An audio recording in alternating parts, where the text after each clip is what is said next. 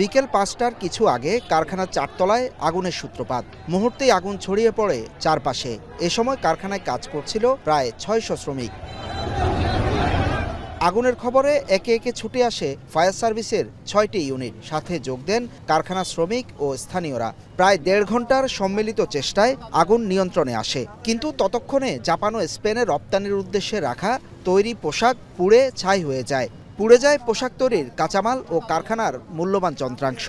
৪ তলায় যারা ছিল এরা হঠাৎ করে এসেই বলতেছে যে এখানে আগুন লাগছে, কিন্তু কয়তলা লাগছে এটা কেউ শিওর দিয়ে বলতে পারছে না। তখন হুট করে আরেকজন বললো যে ৪ তলায় লাগবে। দেখতেছি যে এখানে আগুন লাগতেছে, তারপর আমি সাথে সাথে আমাদের টিমকে এবং রেড ক্রিসেন্ট যারা দলনাতে আছে তাদেরকে ফোন দিয়েছি এবং যতটুকু কাজ আছে আমরা সেগুলো শেষ করে তাদের সাথে সাহায্য করেছি।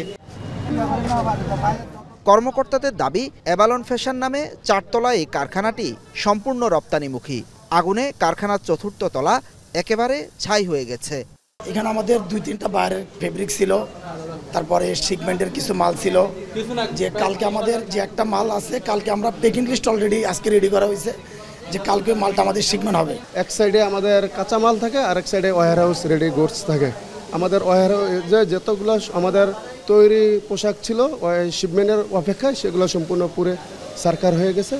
তবে আগুন লাগার পরপরই কারখানার শ্রমিকরা বের হয়ে যেতে সক্ষম হন, ফলে কেউ হতাহত হয়নি। অগ্নিকাণ্ডের যে কারণটা এখনো আমরা বুঝে উঠছি না। আমরা দেখছি যে কারণটা কিভাবে লাগতে পারে। এরপর আমরা এটা তদন্ত তো আছেই, সেই অনুযায়ী আমাদের যদি কোনো সন্দেহ হয় আমরা সেখানে সেভাবে আমরা তদন্ত করে আমরা এটা ফাইন্ড আউট করব। আগুন লাগার কারণ জানতে তদন্ত কমিটি গঠন করেছে ফায়ার সার্ভিস।